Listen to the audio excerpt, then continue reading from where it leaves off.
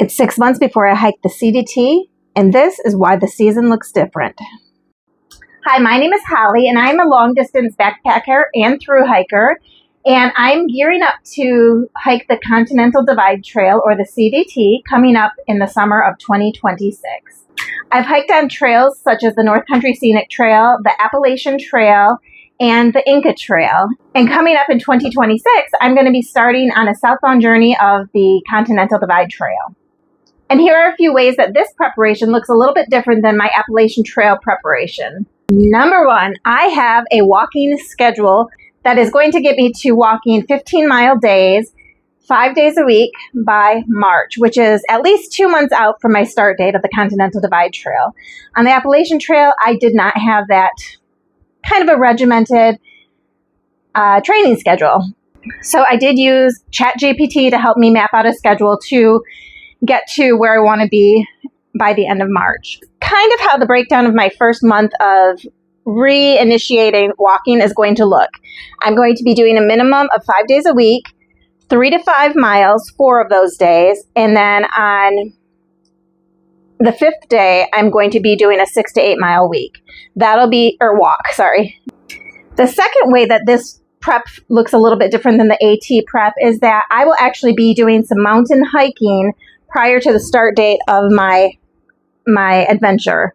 I won't get into that now, but just know that I will be hiking in some mountains between now and June, and you'll get to see that as I go there. The third way that this adventure looks a little bit different prep-wise from my AT journey is because for that journey, I was also learning to do a lot of things, like learning how to record for YouTube. I was learning how to download, upload. I was learning how to edit my videos, and I was really stressed about gear because I was brand new to backpacking at that time, and was just learning through watching videos, trial and error. And I did spend some time out on the North Country Scenic Trail prior to my Appalachian Trail hike, but it was a lot more stressful because I was not as comfortable with my gear as what I am now. So those are the 3 primary ways right now that the journey looks different, and I'm much less stressed in some aspects, but I am also more stressed in others because it's a totally different trail.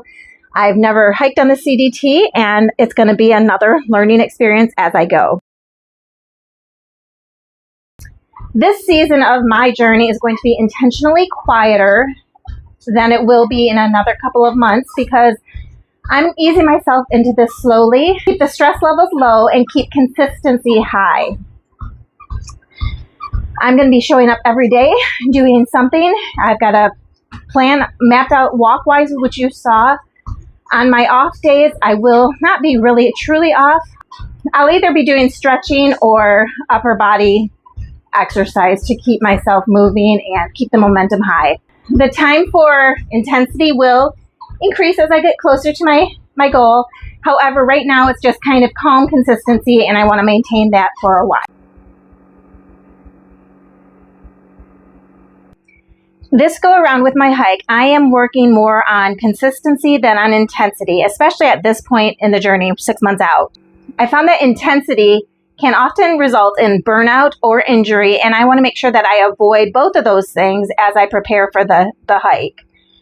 Long trails reward patience. I'm also looking at it from the aspect of having patience with my body in this physical health journey towards thru hiker fitness. A lot of that is going to ultimately be gained on the trail, especially when we're talking about things like hiking at elevation. So I'm going to be showing up every day, walking at least something, 3 miles minimum, and just regaining that habit of physical fitness every single day. I do have a vibration plate, which helps to drain the lymphatic system, and I plan on using that minimum of 2 days that I am not walking, and I'll probably just do an upper body workout along with that. So physical conditioning is only part of my preparation. My mind also needs time to adjust to everything.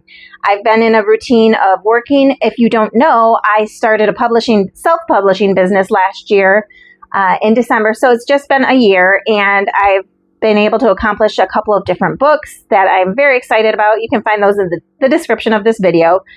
And So my mind has been on fast forward, trying to learn all of the different things for that, for publishing it, for trying to generate sales through that as well. So my mind needs to shift gears, get more into the walking realm, and I really need my mind to slow down right now. So walking is going to be a fantastic way of doing that for me. When I'm out walking, my mind automatically slows down. It wanders to different things, different areas of my life that need to be addressed, and that's how I deal with a lot of my stress and a lot of my problems. Life in general does not stop just because I have a expected trail date of starting to hike. And if I didn't mention it early on this video, I will be starting to hike some point in June of 2026, but this exact start date I'm leaving with an open hand, just because weather conditions up in the mountains, the quantity of snowfall, all of those things kind of determine when a good start date is. So I am looking at a point in June. I'll say that for now. So what does life look like between now and June? Lots of different things coming up. I am committed to work until the end of March. So I am a dental assistant in Manistee at a local dental office. I will be working there through March, possibly picking up some time in April. However, April will primarily be focused on getting out on the North Country Scenic Trail and just getting back into the backpacking, testing out the equipment I still have, seeing what I need to change out, and making any little tweaks at that point. For May, I do have some plans as well. I will be going out of state, and that's where you're going to see me hiking some in the mountains. I'm not going into that right now. That'll be fun for a future date.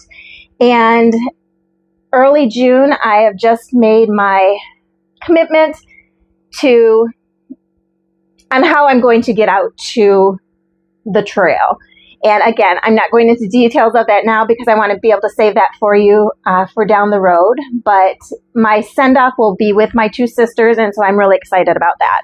Some of the things that the Appalachian Trail journey taught me were patience, not rushing, focusing more on myself than on other people, as far as not comparing myself to what others were doing. There are a lot of young hikers on the Appalachian Trail, and I hiked near a lot of them. Some of them 20 to 30 years younger than I am, and just in a different stage of life. I'm not saying either one's good or bad. I'm just saying it's different. And so you can't compare yourself to somebody else. Always compare yourself to you.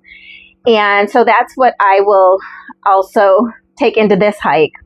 The few times that I was finding myself constantly in a state of rush on the Appalachian Trail, it took the joy out of it and stole a little bit from the experience overall. So I do plan on, really to the best of my abilities, not rushing in my thoughts, in my steps, and in my relationships with other people.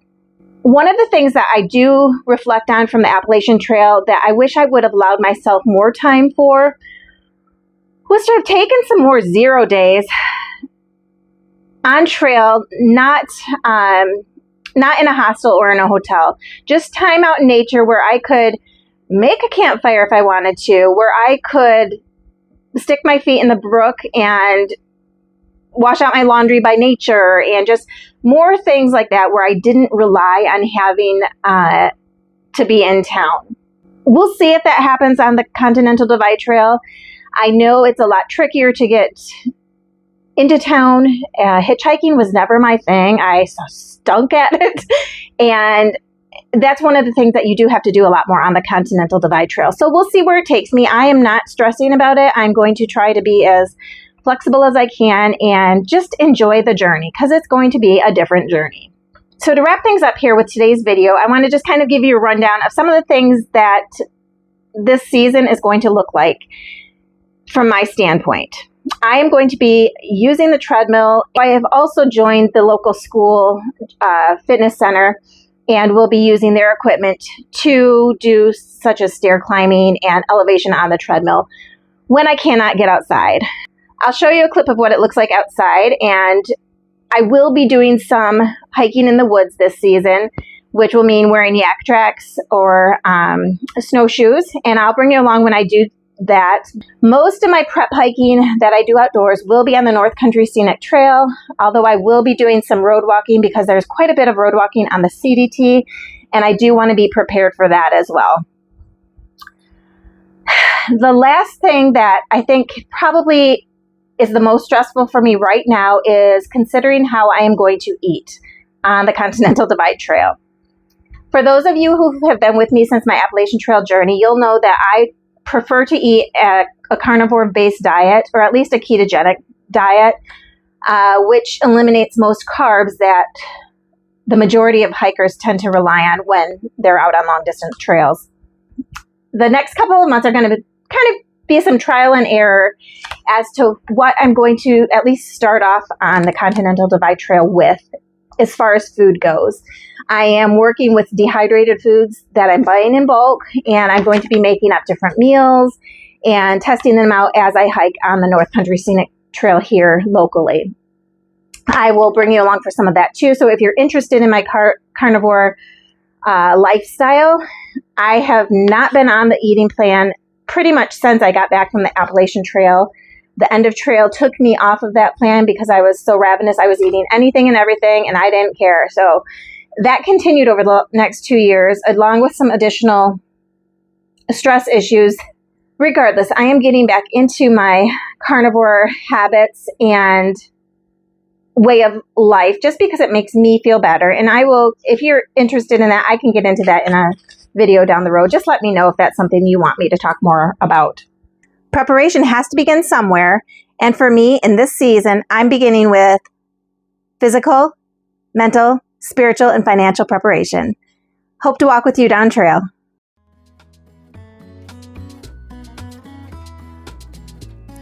Long trails don't begin on the first day you step onto them.